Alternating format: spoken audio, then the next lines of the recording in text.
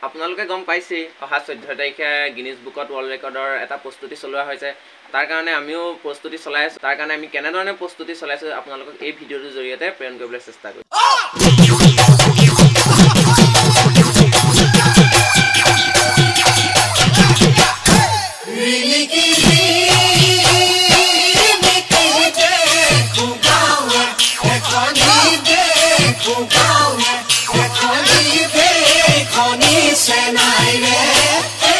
Honey,